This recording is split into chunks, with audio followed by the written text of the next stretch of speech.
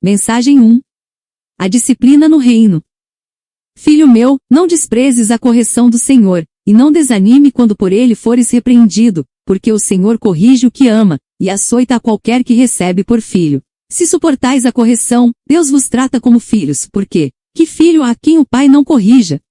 Sabemos que Deus nos disciplina porque nos ama. O homem quando ama é tolerante, mas Deus quando ama, disciplina. E não há contradição entre a disciplina de Deus e a graça de Deus. Pelo contrário, a disciplina de Deus manifesta a sua graça. Apesar de uma pessoa não poder perecer após ser salva, essa pessoa sofrerá a disciplina de Deus. A questão é se a disciplina de Deus restringe-se a esta era ou se ela se estende à era vindoura também. Vamos ver.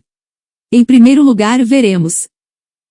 Por que haverá disciplina no reino? À luz da palavra de Deus há duas formas de purificação: o sangue de Jesus e a disciplina de Deus. Os pecados cometidos antes da nossa conversão são apagados pelo sangue de Jesus. Essa é a primeira purificação. Mas uma vez que, depois de convertido pecamos, temos que confessar e abandonar. Se fizermos isso, desse pecado também não haverá mais memória diante de Deus. Todavia, se recusarmos a confessar e abandonar, Deus usará a sua disciplina para nos purificar. Portanto, o objetivo da disciplina de Deus é a nossa purificação. Alguns recebem a disciplina do Senhor nesse tempo e mudam de vida. Outros, todavia, partem sem mudar de vida. Portanto, qual vai ser o pecado que vai ser julgado e disciplinado naquele dia? O pecado que não foi confessado, o pecado que não foi abandonado nesse tempo. Na eternidade todos terão que chegar à maturidade. Todos os filhos de Deus têm que chegar à estatura de Cristo. Como o objetivo da disciplina é a nossa purificação, se não formos purificados aqui, Deus usará o período da era do reino para completar a obra em nossa vida. Lembrem-se, a era do reino não é para todos sempre, e sim por 1000 anos aqui na terra. Após a era do reino, virá a eternidade, um novo céu e uma nova terra. Em segundo lugar, temos que saber o que será tratado na era vindoura.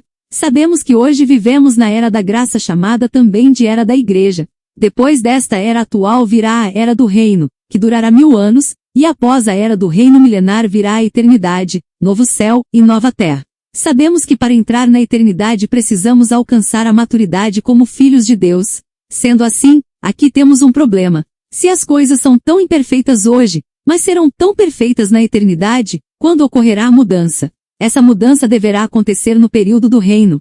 O conceito humano é que ao morrer mudaremos, mas a Bíblia nunca afirma que a morte física fará uma pessoa ser santa. Se a morte pudesse mudar um cristão, então ela também poderia mudar uma pessoa não salva. Contudo, a morte jamais muda alguém. O servo indolente ainda será indolente ao ser ressuscitado. Se uma pessoa não muda nesta era, mas estará diferente no novo céu e nova terra, e se a morte não muda as pessoas, então, quando ocorrerá a mudança? A Bíblia nos mostra claramente que na era vindoura haverá disciplina, e essa disciplina nos podará e purificará. Leiamos o que o Senhor diz na Bíblia em Lucas 12, versículos 45 a 48. Mas se aquele servo disser consigo mesmo, meu senhor tarda em vir, e passar a espancar os outros servos, a comer, a beber e a embriagar-se, virá o senhor daquele servo, em dia em que não o espera, e em hora que não sabe, e castigá-lo-á, lançando-lhe a sorte com os infiéis. Aquele servo, porém, que conheceu a vontade de seu senhor, e não se aprontou, nem fez segundo a sua vontade, será punido com muitos açoites. Aquele, porém, que não soube a vontade do seu senhor e fez coisas dignas de reprovação, levará poucos açoites. Mas aquele a quem muito foi dado, muito lhe será exigido, e aquele a quem muito se confia, muito mais lhe pedirão. Cada um receberá a recompensa ou a punição de acordo com as obras. Em 2 Coríntios 5 versículo 10 diz, porque importa que todos nós compareçamos perante o tribunal de Cristo, para que cada um receba segundo o bem, ou o mal que tiver feito por meio do corpo. Em terceiro lugar, temos que saber como será essa disciplina.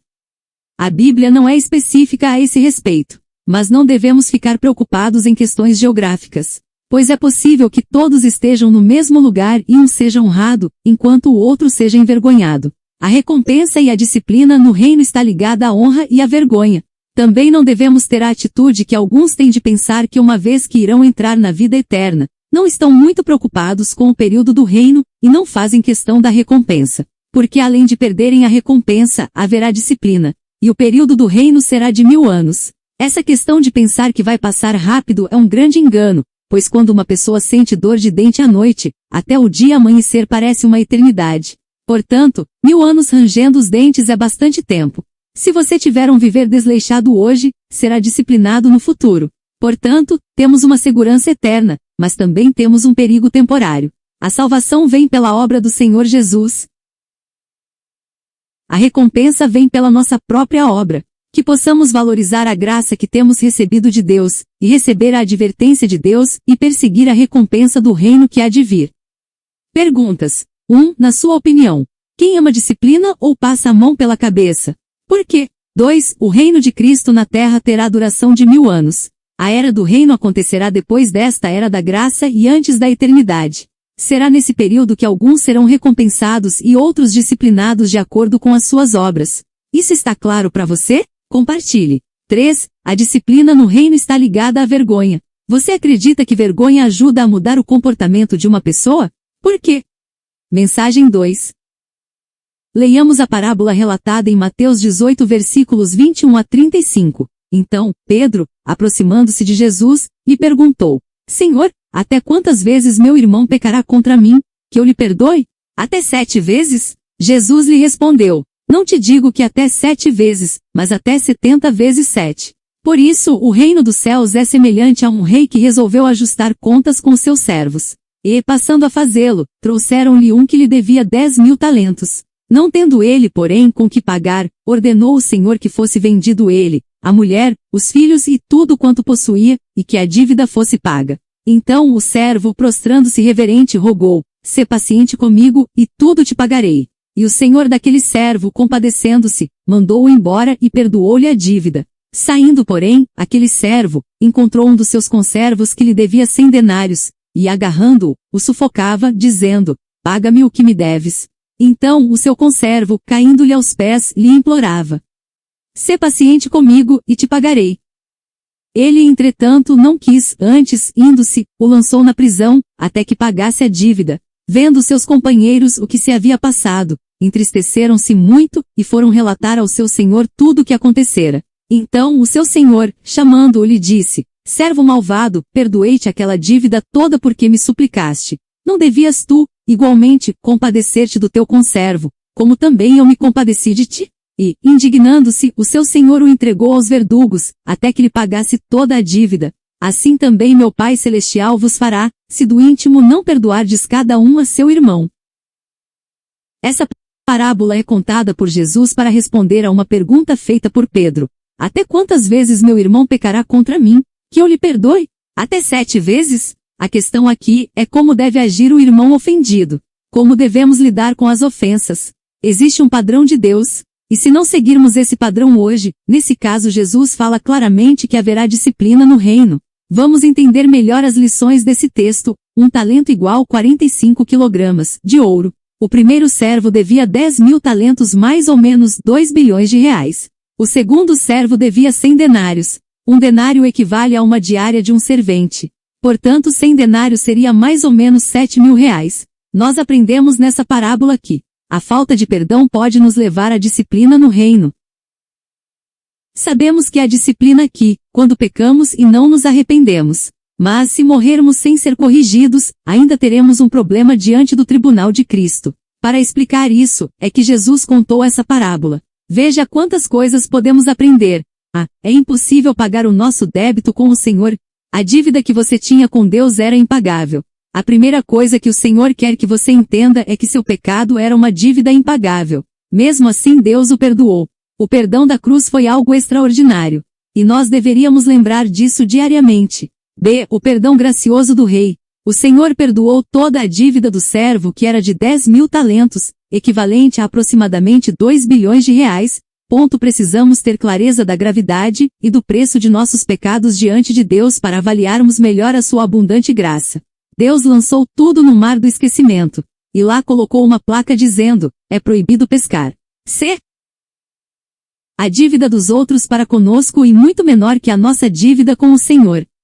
O versículo 28 diz que aquele servo tinha um conservo que lhe devia 100 denários, mais ou menos 7.000 reais. E enforcando seu conservo exigia o pagamento da dívida. Isto se refere ao pecado de um irmão contra nós, tão pequeno e insignificante se comparado ao nosso débito que foi perdoado pelo Senhor. O Senhor está dizendo que não há nada que um irmão possa fazer contra nós que seja pior e maior do que a nossa antiga dívida para com Deus. Portanto, o servo que não perdoa ele é mesquinho. O perdão é uma questão de vontade. A parábola diz que aquele homem não quis perdoar o seu conservo. Ele podia perdoar, mas não quis.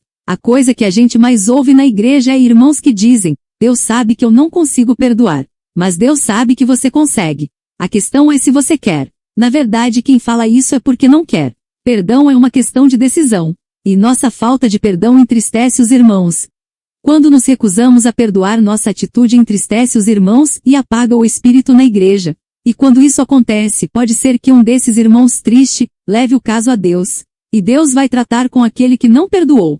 Se é algo que Deus não tolera, na vida dos seus filhos, é um irmão guardar mágoa e ressentimento contra o outro. Isso é algo que será tratado. O padrão de Deus nem é perdoar. O padrão de Deus é não ficar ressentido. O perdão é a segunda chance para aquele que ainda não amadureceu. Punidos pelo Senhor por não querer perdoar. A Bíblia usa muitas ilustrações para referir-se à punição no reino. Fogo, prisão e agora nós estamos vendo os verdugos. Verdugo é uma espécie de carrasco. Portanto, há verdugos hoje e haverá verdugos naquele dia. Os verdugos de hoje podem ser enfermidades ou outro tipo de sofrimento que geralmente acomete aqueles que abrigam mágoas e ressentimentos no coração. O texto fala claramente que haverá sofrimento para um cristão que não perdoa o seu irmão. Se não perdoarmos os nossos irmãos hoje, seremos disciplinados pelo Senhor na sua vinda. Se morrermos hoje cheios de amargura, não poderemos reinar com o Senhor no milênio. Assim como a falta de perdão pode nos levar à disciplina, o perdão nos leva a alcançar a misericórdia no julgamento. Tiago 2 versículo 13 diz: porque o juízo é sem misericórdia para com aquele que não usou de misericórdia. A misericórdia triunfa sobre o juízo. Sabemos que nosso Deus é um Deus justo. No futuro, no trono de julgamento, ele nos julgará segundo a justiça. Entretanto, apesar de haver justiça, no trono de julgamento também haverá misericórdia. Se você mostrar misericórdia para com outros, o Senhor será misericordioso para com você. Mas se você for implacável para com outros, e se você for intransigente com as falhas e fraquezas dos outros, o Senhor tratará com você apenas com justiça naquele dia. Lembre-se, há uma coisa sobre a qual o juízo não pode triunfar, sobre o fato de uma pessoa mostrar misericórdia para com os outros por toda a sua vida. Perguntas. 1. O que mais chocou você nessa parábola? Por quê? 2. Você tem sido uma pessoa misericordiosa com os erros e fraquezas dos irmãos? Ou ainda há em você aquele senso implacável de justiça e vingança? 3. Você tem estado ofendido com alguém ultimamente? Você está disposto a perdoar e usar de misericórdia? Mensagem 3. O irmão ofendido precisa liberar perdão. Na parábola do credor incompassivo, vimos que a nossa dívida com Deus era incomparavelmente maior do que a dívida do nosso irmão para conosco. Todavia, Deus nos perdoou. Aprendemos que perdoar é uma questão de vontade, e que a nossa falta de perdão entristece os irmãos. Além disso, nós vimos que o servo que não perdoou foi recolhido na prisão e foi punido pelo Senhor. E assim como aconteceu com aquele servo, todo cristão está sujeito à disciplina no reino se de coração não liberar perdão, sabendo que o juízo será sem misericórdia para aquele que não soube usar de misericórdia nesse tempo. Até porque o padrão de Deus é não se ofender. O perdão é a segunda chance na vida do crente que ainda não atingiu a maturidade espiritual. Hoje, nós vamos compartilhar sobre o irmão ofensor. É fato que muitas vezes, querendo ou não, ofendemos aos irmãos. E o que devemos fazer quando isso acontece? Qual deve ser a nossa atitude? Vamos ler na Bíblia o que o Senhor nos diz em Mateus 5 versículos 21 a 26, e vejamos o que esse texto pode nos ensinar. Ouvistes que foi dito aos antigos: não matarás, e quem matar estará sujeito a julgamento. Eu, porém, vos digo que todo aquele que sem motivo se irar contra seu irmão estará sujeito a julgamento, e quem proferir um insulto a seu irmão estará sujeito a julgamento do tribunal, e quem lhe chamar raca bom para nada, tolo estará sujeito a geena de fogo. Se, pois, ao trazeres ao altar a tua oferta, ali te lembrares de que teu irmão tem alguma coisa contra ti, deixa perante o altar a tua oferta, vai primeiro reconciliar-te com teu irmão, e então, voltando, faze a tua oferta. Entra em acordo sem demora com o teu adversário, enquanto estás com ele a caminho, para que o adversário não te entregue ao juiz, o juiz, ao oficial de justiça, e sejas recolhido à prisão. Em verdade te digo que não sairás dali, enquanto não pagares o último centavo. Em primeiro lugar, essa advertência é para os crentes. No início do capítulo 5 de Mateus, lemos que o Senhor Jesus viu a multidão, contudo, ele não ensinou a multidão, mas aos seus discípulos. O Sermão no Monte é para os discípulos. Esse texto foi escrito para pessoas que já seguem o Senhor Jesus. Veja o que o Senhor diz: quem se irá sem motivo contra o seu irmão? Se ele está falando de irmãos, ele está referindo-se a dois cristãos. Portanto, aquele que insulta a outro, no versículo 22, é um irmão. O insulto dele foi chamar o outro irmão de raca, que quer dizer, bom para nada, ou tolo. Quando alguém chama seu irmão dessa forma, ele fica sujeito à disciplina no reino. Em segundo lugar, qual deve ser a atitude do ofensor? Muitas vezes você vem trazer uma oferta ao Senhor. Oferta de louvor, oferta de oração, oferta de adoração e até mesmo oferta de dinheiro. E nessa hora, o Espírito pode lembrar a você, que alguém sentiu-se ofendido por você. O que se deve fazer nessa hora? Leia, Mateus 5, 22 e 26. Observe, que o texto não fala de você estar aborrecido com o irmão, mas de você se lembrar que um irmão está aborrecido com você. Nesse caso, você tem que deixar a sua oferta no altar e deve procurar o irmão e depois de resolvido voltar. Tem gente que apesar de ter ofendido, continua trazendo oferta ao Senhor, sem nenhuma atitude de arrependimento. Tem outros que já assumem uma atitude oposta: eu não vou ofertar, porque eu estou chateado e Deus não aceita. Mas o que o Senhor Deus está dizendo é que você pode ofertar, você pode orar, você pode adorar, mas antes você tem que resolver o problema. Em terceiro lugar, nosso tempo para reconciliar é hoje. Quem é o adversário? É o irmão que você ofendeu ou insultou. E o que significa estar a caminho? Estar a caminho significa que ambos estão vivos. Enquanto ele está vivo é sua chance de resolver. Você não deveria brincar com isso. Porque o irmão ofendido pode morrer.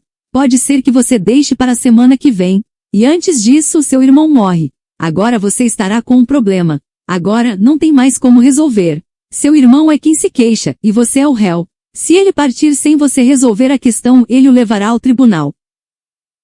Em quarto lugar, o texto nos adverte que tudo que não for resolvido aqui, será resolvido no tribunal.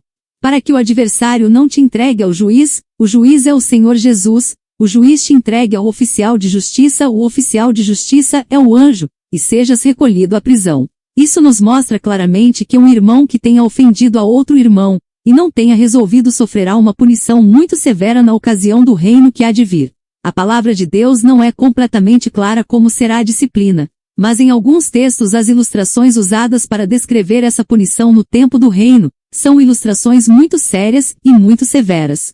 O Senhor fala de passar pelo fogo, fala de entregar aos verdugos. E nessa ilustração Deus fala de ser lançado na prisão até pagar o último centavo. Se o crente se recusar a consertar o seu pecado, se quebrantar, se humilhar hoje, de pedir perdão, ele pode estar sujeito a essa disciplina. O Senhor diz em Mateus 5 versículo 26. Em verdade te digo que não sairás dali, enquanto não pagares o último centavo. Perguntas. 1. Quando você era criança e brigava com seus irmãos ou primos, como seus pais costumavam resolver a questão? 2. O que você aconselharia a alguém que vive irritando e por isso ofende outras pessoas até sem motivo? 3. Você tem conhecimento de alguém que está sentindo-se ofendido por você? O que você pretende fazer? Momento de oração. Forme duplas de oração e ore uns pelos outros. Compartilhe. Mensagem 4. Hebreus 12 versículo 6 diz, porque o Senhor corrige o que ama, e açoita a qualquer que recebe por filho. Sabemos que uma coisa é ser salvo, outra coisa é ser recompensado. Nós não somos salvos pelas obras. Mas uma vez que já fomos salvos, as nossas obras serão recompensadas por Deus. Tanto as obras más como as obras boas. Todavia, além da vida eterna que é a salvação do nosso espírito, e a recompensa, existe ainda outro aspecto que precisamos compreender, que é a disciplina de Deus. O que a palavra nos ensina sobre a disciplina de Deus aos seus filhos neste tempo? Em primeiro lugar, a Bíblia afirma que o salvo pode ser disciplinado hoje. Uma coisa não anula a outra. Uma vez salvo, salvo para sempre. Mas jamais pense que essa certeza é uma garantia para viver uma vida cristã desleixada. A Bíblia nos ensina que se o crente insistir no pecado, ele pode sim ser disciplinado por Deus. E por que Deus disciplina os seus filhos? Existem várias razões, entre elas podemos citar: A. Por amor. O motivo da disciplina é o amor de Deus. Deus só disciplina seus filhos. Se alguém não é filho, Deus não irá discipliná-lo. E como é que Deus corrige? Ele nos corrige de tal forma, que uma vez que fomos tratados naquela questão, nunca mais vamos voltar a ela novamente. Todavia não é Deus quem define que tipo de disciplina que você vai ter. É você quem define. Tudo depende de sua atitude. É como o barro e a cera. Ambos, quando colocados sob o sol, têm reações diferentes. Um derrete logo, o outro fica mais duro. B. Para sermos participantes da santidade de Deus. O segundo motivo da disciplina é para sermos participantes da santidade de Deus. O Senhor não nos disciplina porque quer nos ver sofrer ou porque gosta de disciplinar. Ele o faz para que sejamos participantes de sua santidade. Qualquer crente que não manifesta santidade, se ele é filho, a mão de Deus virá sobre ele. Mas se não é filho, ele vai continuar a fazer indefinidamente e não acontecerá nada no momento. Infelizmente muitas pessoas têm sofrido muito, porque mesmo conscientes do seu erro se recusam a mudar. E quando isso acontece, não tem jeito. Deus tem que tratar, porque Ele trata todos os seus filhos sem distinção. Provérbios 29 versículo 1 diz: O homem que muitas vezes repreendido endurece a cerviz, de repente será destruído sem que haja remédio. C. Para não sermos condenados com o mundo. Em segundo lugar, qual o limite da disciplina do salvo hoje? Em 1 João 5 versículos 15 diz: Se alguém vir pecar seu irmão, pecado que não é para a morte, orará, e Deus dará a vida àqueles que não pecarem para a morte. Há pecado para a morte, e por esse não digo que ore. Como um pai bondoso, Deus lança mão de todos os recursos possíveis para nos levar ao arrependimento. Quando nós erramos, o primeiro sinal acontece dentro de nós. O Espírito Santo fala no nosso espírito que precisamos nos arrepender, mas às vezes nós endurecemos o coração e nos tornamos insensíveis a essa voz interior. Deus então é obrigado a lançar mão de outros recursos tais como a disciplina da palavra, através da pregação, ou de uma experiência direta com a palavra. Deus tenta nos convencer a voltar atrás no nosso erro. Mas ainda assim, há pessoas que endurecem o coração. Então Deus lança mão de uma segunda alternativa. B. A disciplina do vexame. O vexame são aquelas situações onde Deus o expõe publicamente seu pecado, sua carnalidade, e você é quebrantado pela humilhação e vergonha. São aquelas situações que acontecem que você nunca mais deseja passar por elas. Muita gente pensa que Deus nunca expõe, que quem expõe e envergonha é o diabo. Mas às vezes é ao contrário. O diabo gosta de esconder. Mas Deus é luz e não existe nele trevas nenhuma. O que está escondido vai manifestar-se. C. A disciplina da morte prematura. Mas às vezes a pessoa se torna cínica. Ela não se preocupa nem mesmo se o seu pecado se tornar público. Existe então para essas pessoas uma disciplina mais severa. Pessoas que depois de muitas vezes advertido insistem em não mudar de vida, pode cometer pecado para a morte. Vejamos pelo menos 4 exemplos de pecado para a morte na Bíblia. 1. Ananias e Safira. 2. Os crentes divisivos em Corinto. 3. Tomar a ceia de forma irreverente. 4. A imoralidade. Assim como um pai amoroso, Deus jamais deixará de disciplinar os seus filhos. Mas lembre-se, Deus é misericordioso. Ele nunca nos disciplina severamente antes de esgotar todas as outras possibilidades. Por isso, se você tem sido confrontado com a palavra de Deus a mudar de vida, responda a Deus hoje. Não fique esperando o tempo passar. Perguntas. 1. Você concorda que a disciplina é um ato de amor? Compartilhe alguma experiência onde você foi disciplinado por seus pais. 2. Você entendeu o que é o pecado para a morte? Você percebeu que em 1 Coríntios capítulo 5 versículos 1 a 5 se trata de crente? Mensagem ministrada por Vatmanei. Deixe o seu like. Compartilhe nas redes sociais.